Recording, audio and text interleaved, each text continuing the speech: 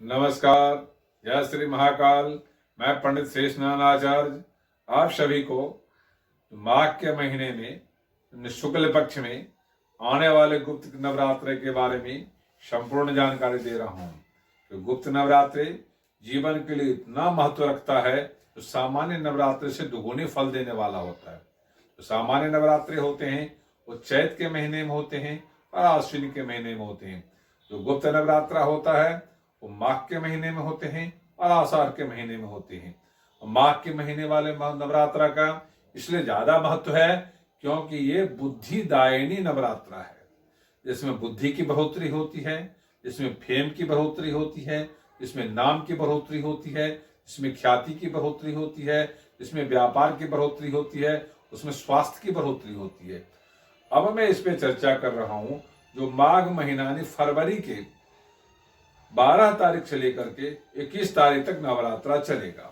इस 21 तारीख के बीच में एक महत्ववाद दिन आएगा जो वो होगा 16 तारीख, जिसको बसंत पंचमी के नाम से लोग जानते हैं, जिसमें सरस्वती की संपूर्ण रूप से उपासना की जाती है।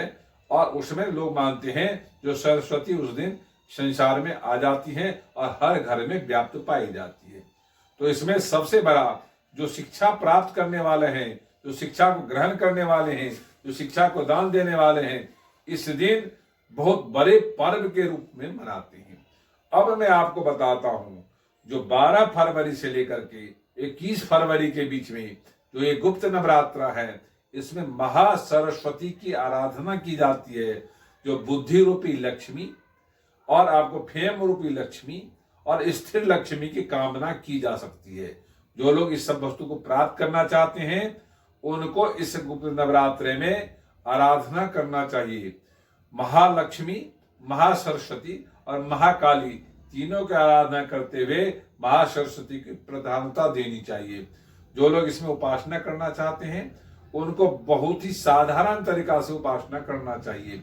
ये जो आपके पास पहले तिथि से नौवीं तिथि है, उस तिथि में आपको सुबह स्नान ध्यान करके पंचोपचार पूजन करना चाहिए और अपने देवी देवता को श्वेत वर्ण में रखना चाहिए और उसके साथ साथ उसमें केसरी रंग में भी रखना चाहिए। तो इससे श्वेत और केसर से युक्त जो होगा वो महालक्ष्मी की प्राप्ति के साथ साथ बुद्धि लक्ष्मी की प्राप्त करवाएगा।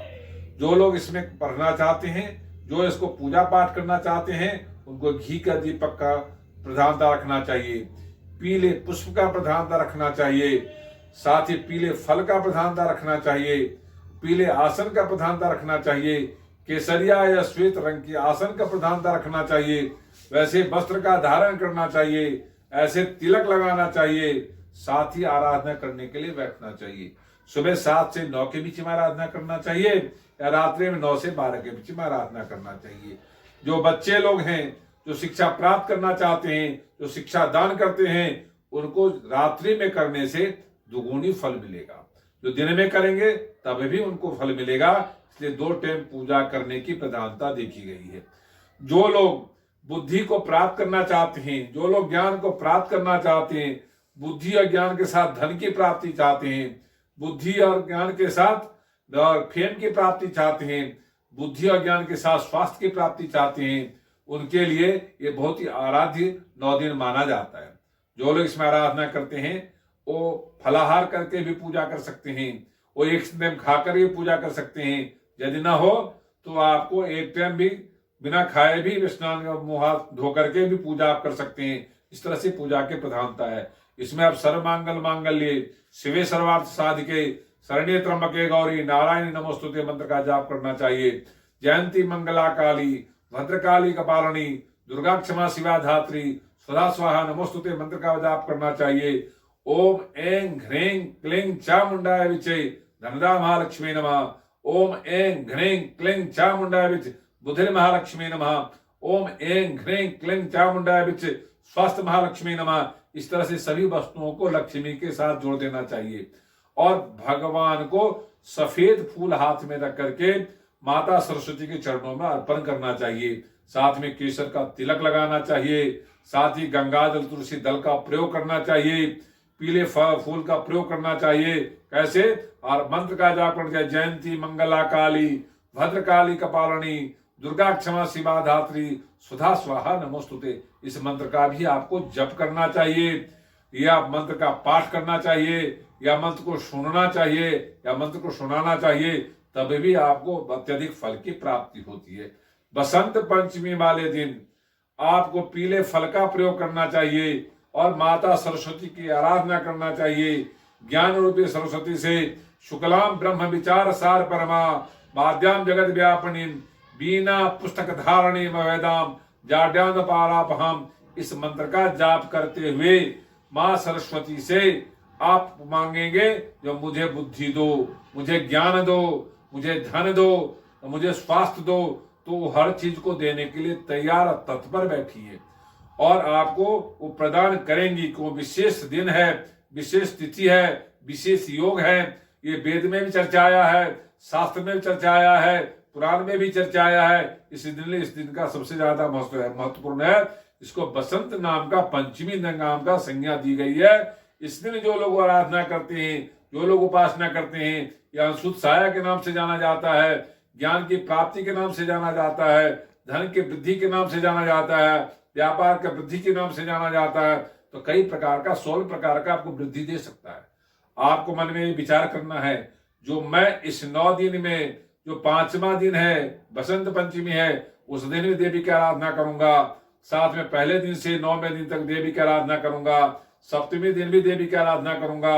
और मैं जो फल प्राप्त करना चाहता हूं, पहले दिन संकल्प करूंगा, 5वें दिन उनसे मांगूंगा, 7वें दिन उनसे प्राप्त करूंगा और 9वें दिन संपूर्ण रूप से उनको प्राप्त कर लूंगा। ऐसे मन में यदि आप कल्पना करते हैं तो आपको संपूर्ण फल मिलता है। और बसंत पंचमी के साथ साथ गुप्त नवरात्रि का फल भी मिलता है। साथ ही यदि आप गुप्त नवरात्रा करते हैं तो आपको महादरिद्र योग खत्म होता है और व्यापार, धन, बुद्धि की प्राप्ति होती है। अब आप सर्विस करते हैं, उसमें बढ़ोतरी होती है। आप इसमें यदि इसकी आराधना करते हैं तो आप आरोग्य हो जाते हैं, रोग से मुक्त हो जाते हैं, क्योंकि पीछे से कोरोना महामारी आ रहा है, इससे लोग जूझ रहे हैं, तो उस भय से भी समाप्ति हो जाती है। जो लोग गुप्त नवरात्रा करते हैं तो उनके शत्रु नष्ट हो जाते हैं, उनको विजय प्राप्त होती है। जो लोग गुप्त नवरात्रा करते हैं उनको चोर आदि का भय खत्म हो जाता है, अग्नि आदि का भय खत्म हो जाता है। जो लोग गुप्त नवरात्रा की आराधना करते हैं उनके जीवन में संपूर्ण खुशहाली होता है और ऋण इत्यादि का जो दोष है उससे भी मुक्ति मिलती है और आयु बढ़ती है। और जो बच्चे लोग इसको करते हैं उनको शिक्षा प्राप्त होती है, उसमें संपूर्ण रूप से प्राप्ति होती है। इस गुप्त नवरात्रि का बहुत जबरदस्त महत्व है और इसमें देवी भागवत महापुराण में भी इसका चर्चा आया है। यदि आप इस आराधना करते हैं तो आपको संपूर्ण फल मिलेगा। ये वीडियो यदि आपको अच्छा लगा हो, लाइक करना, सब्सक्राइब करना, शेयर करना ना भूले। ओम शांति।